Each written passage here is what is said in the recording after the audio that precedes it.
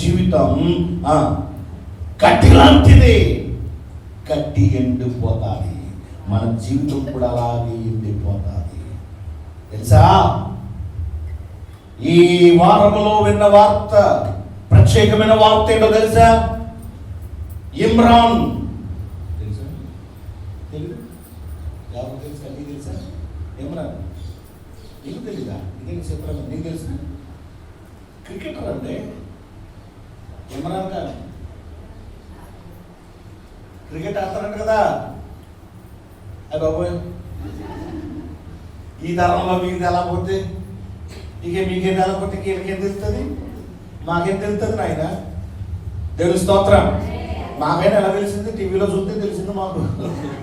దేవుని స్తోత్రం.